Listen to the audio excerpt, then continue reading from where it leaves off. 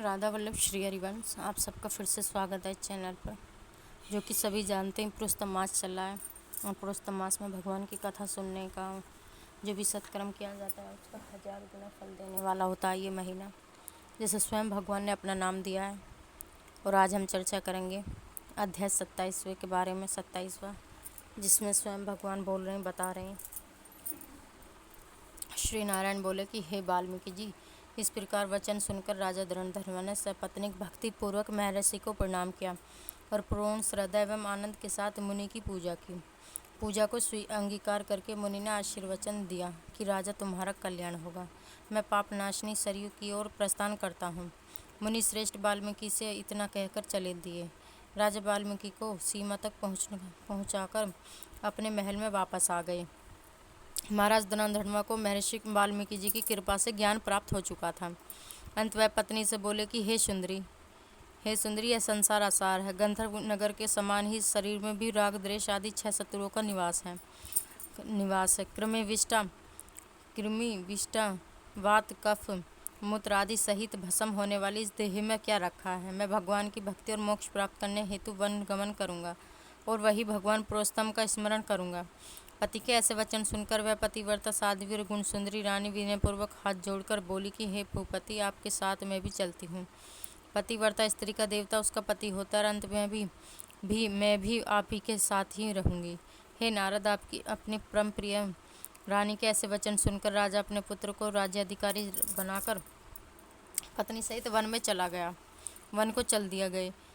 वे दोनों हिमालय के समीप गंगा तट पर जा पहुँचे। पुरुषोत्तम मास प्रारंभ होने पर पूरे मास में तीनों कालों में स्नादि और करते और पुरुषोत्तम भगवान का स्मरण करते हुए वे दोनों दिन रात भगवान की पूजा आराधना करने लगे।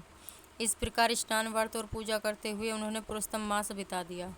व्रत संपूर्ण होने पर उन छोटी बजती हुई घंटियों से सुशोभित एक विमान वहीं उतरा। उसमें पुण्यशील और सुशील नामक भगवान श्रीहरि के गण विराजमान थे। राजा रानी को दोनों गणों ने नमस्कार किया और फिर दोनों को आदर सहित विमान में बैठा दिया। इसी तरह रानी सहित राजा ने दिव्य शरीर धारण कर गोलोक को प्रस्थान किया। पुरुषोत्तम भगवान के लोक में श्रीहरि के समीप रहकर वे दोनों आनंद पूर्वक निवास करने लगे। यह कथा सुनाने के बाद श्री नारायण कहने लगे कि हे नारद, मैं अपनी एक जिह्वा से पुरुषोत्तम मास की महिमा का बखान कैसे कर सकता हूँ। इस पृथ्वी पर इसके समान दूसरा कोई मास नहीं है। सहस्त्र जन्म तप करने पर भी ऐसा सुफल नहीं मिलता जैसे कि पुरुषोत्तम मास में व्रत रखने पर मिलता है। भूले बिसरे भी जो इस मास में उपवास, स्नान, दान और जप कर लेता है, उसके करोड़ों जन्मों के पापों का शमन हो जाता है। यह पुरुषोत्तम मास सब मासों में श्रेष्ठ और अक्षय फल देने वाला है। इस मास की कृपा से तो दुष्ट वानर भी हरि के सानिध्य को प्राप्त हो गया था।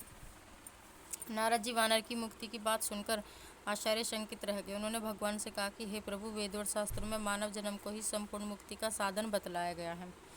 फिर वह अज्ञानी वानर पुरुषोत्तम मास की सेवा कैसे मुक्ति पा गया। हे तपोनिधि सर्वजनों के हितार्थ यह कथा मुझे सुनाइए।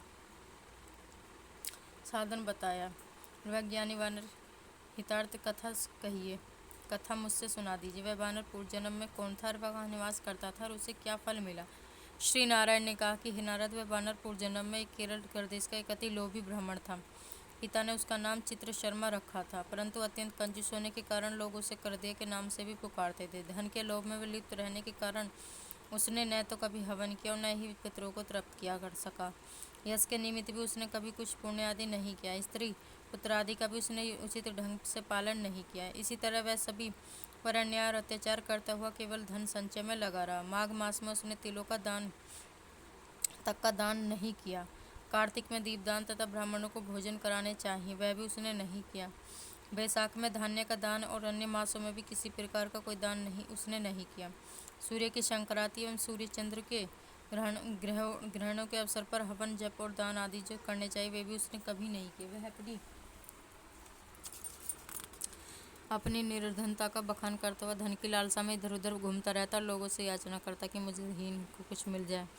उस पर पर्याप्त धन था, परंतु हर समय धन की तृष्णा में रहने के कारण मैं बहुत ही कृशकाय हो गया था। लोग उसे पाप भी खड़ा न होने देते, उसको दुक्कारते और धिक्कारते, परंतु वह सबसे याचना करता हुआ यहाँ वहाँ घूमता रहता। एक दिन वह बगीचे के स्वामी माली को उसने रो रो कर अपना दुखड़ा सुनाया। माली उसकी दीनता से भरी वाणी सुनकर दया से भर उठा और उसने उसे बगीचे में रहने को कह दिया। चित्र शर्मा माली वह हर आज्ञा को मानता और उसके कार्य में उसे सहायता देता। उसी से कुछ दिनों के माली को उस पर दृढ़ विश्वास हो गया कि कर दिया उसका अपना व्यक्ति है और उसे किसी भी प्रकार की हानि नहीं पहुंचाएगा। कुछ समय पश्चात माली ने बगीचे को कर दिए पर छोड़कर राज मंदिर में नौकरी कर ली। वहाँ अधिक कार्य होने के कारण माली को बगीचे की पूरी देखरेख छोड़ देनी पड़ी। वह बगीचे के फलों को नित्य पेट भर खाता और बचे हुए देता और प्राप्त होने वाले धन के निर्भय हो अपने पास रख लेता। बगीचे का स्वामी जब भी उससे आकर बिक्री से प्राप्त होने वाले धन के विषय में पूछता तो वह असत्य बोलकर कहता है, भैया मैं तो नगर में भिक्षा मांगकर गुजर करता हूँ। बगीचे के फलों की रखवाली करते करते परेशान हो गया, लेकिन पक्षी सारे फलों को खा जाते हैं। करदे की बात पर विश्वास करके वह माली लौट जाता है। इस प्रकार फलों को खाते बेचते इस करदे ने 87 वर्ष बिता दिए। वेदों का कहना है कि बिना भोगे हुए पाप कभी क्षीण नहीं होते।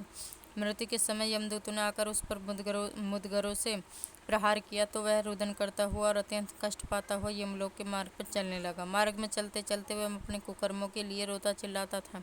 हाँ, मुझ मूढ़ की मूढ़ता तो देखो, मैंने देव दुर्लभ भारत भूमि में जन्म पाकर भी क्या किया।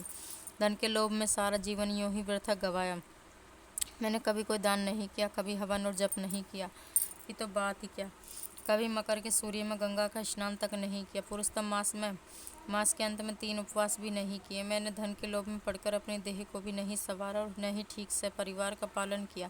मेरा संचित धन पृथ्वी में गड़ा रहकर व्यर्थ रह गया। मुझ दुष्ट बुद्धि ने सारा जीवन कलेश में ही बिताया। इस तरह करुणा विलाप करते हुए करदे को यमदूत ने यमराज के समक्ष पहुंचा दिया। श्री नारायण ने आगे कहा कि हे नारद, यमराज के दरबार में चित्रगुप्त उसके शुभ अशुभ कर्मों के लेखों को देखते हुए धर्मराज से बोले कि इस करदे ने ब्राह्मणों को होकर भी चोरी और झूठ बोलने और धमकारे किए हैं। धन के लालच में के कारण इसने कभी कोई शुभ कर्म नहीं किया, बल्कि अनेकों कुकर्म किए हैं। इसके 2 पाप, चोरी और विश्वासघात तो अत्यंत ही जघन्य है। चित्रगुप्त के ऐसे वचन सुनकर धर्मराज ने कहा, पहले इस कृपण को सहस्त्र जन्मों तक वानर की योनि में रखो, फिर इसे चोरी और विश्वासघात करने का दंड दिया जाए। इति श्री प्रोस्तमास महात्मने करदयोपाख्याने सप्तविंशो विंशोध्याय समाप्त। अध्याय 27 समाप्त होता है। अब अगले अध्याय में फिर से लेकर मिलेंगे आपको। जब तक के लिए